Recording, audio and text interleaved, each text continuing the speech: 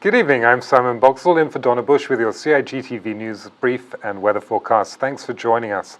Yesterday, Hazard Management Cayman Islands tested the National Emergency Notification System's radio interrupt function as part of a regional earthquake and tsunami preparedness exercise.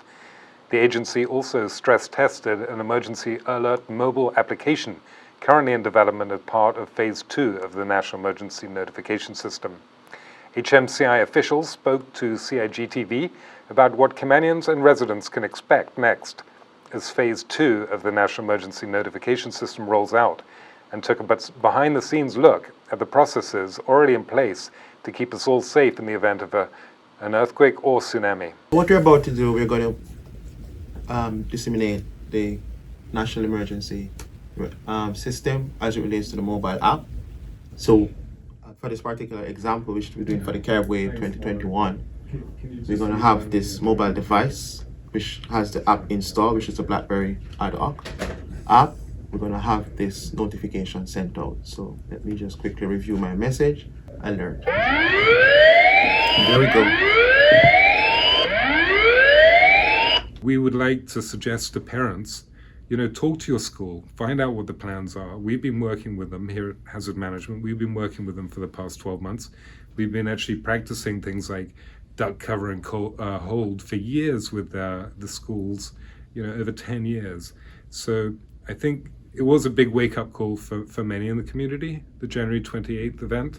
And so they worked through, what are we going to do? And unfortunately, Cayman is low-lying in many areas, only 10 feet above sea level on average.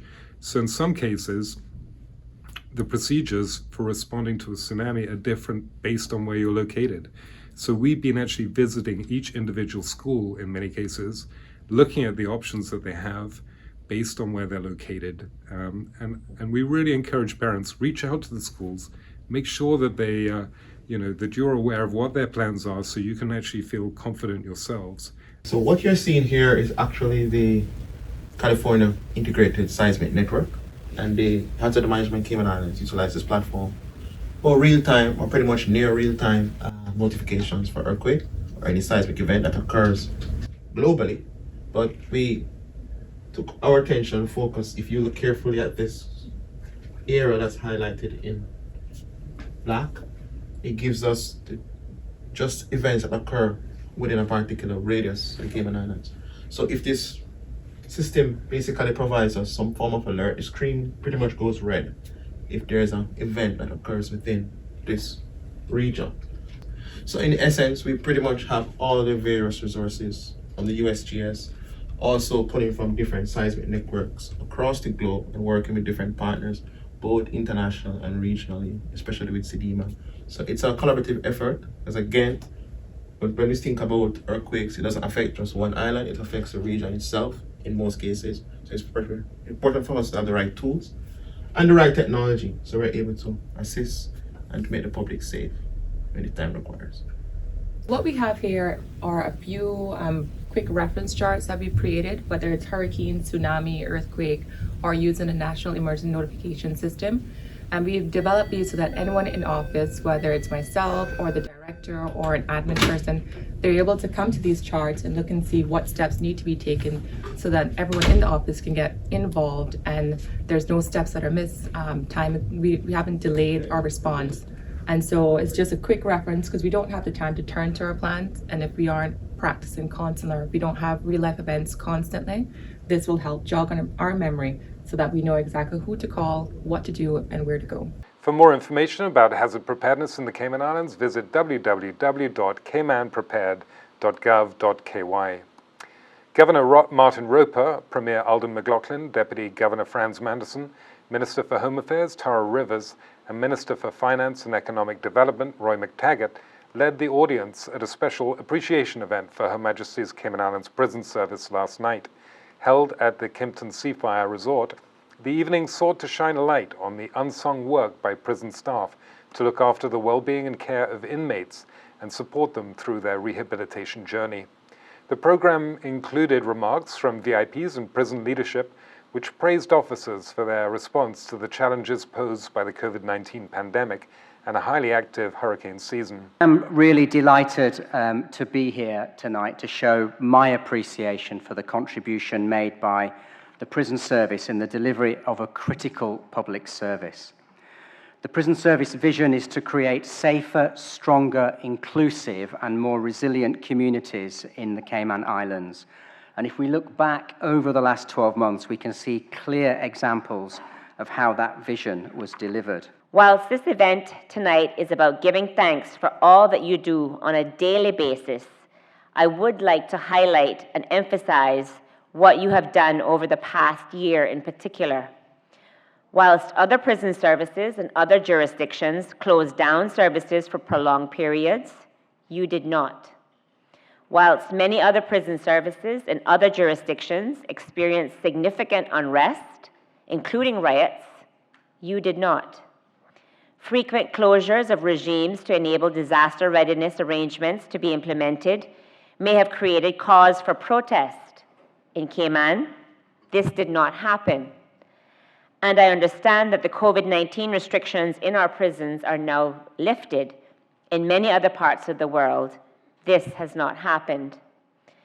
Your collective skill, teamwork, compassion, resilience, and determination has enabled all of this. The fact that we are where we are today, given the circumstances I have described, is nothing short of astounding and provides a shining example of world-class service. I do, however, wish to add my personal thanks to each of you for the work that you do to make a difference to our communities. I offer my thanks not just for the work that you've done, but my thanks in advance for the work that's still to be done, because we have got a lot of work to do. Working in prisons, regardless of where they are in the world, and regardless of the role that you perform, is without question one of the most difficult, demanding, frustrating, yet rewarding, enriching, and character-building professions that anyone can do. There is no greater responsibility than that which is central to the roles of anyone who works in a prison. There are not many, or perhaps any other jobs anywhere, which present the dynamic range of challenges that are presented to you in your work. And if you add these day-to-day challenges and the issues that Minister Rivers kind of eloquently outlined in her words that were presented to us in 2020, that tested our determination, our resilience, your patience, your commitment, then I can say right here and right now that no one can truly understand the role that you guys do unless they're prepared to run a marathon wearing your shoes. Staff also received awards across 5 categories of service that ranged from rehabilitation to facilities management. A highlight of the evening was the presentation of an award by Deputy Governor Franz Manderson to custody managers Clara Range and Richard Barton, both of whom have invested 40 years in the prison service. Civil service employee Renita Barnes joined the Governor's office this week on a new secondment initiative for potential future leaders of the Cayman Islands government. Ms. Barnes will spend the next 6 months to a year working with the team as corporate services and media officer.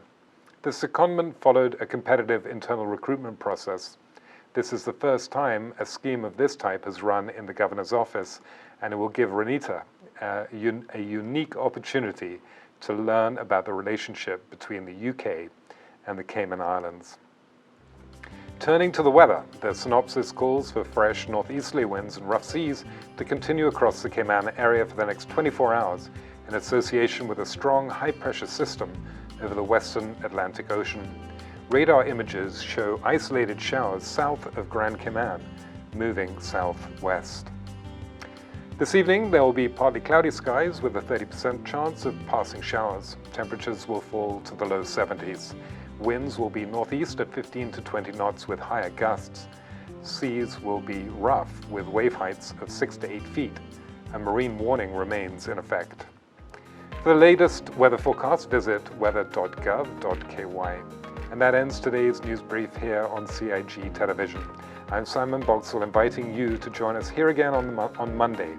Until then, wishing you all a relaxing and enjoyable weekend.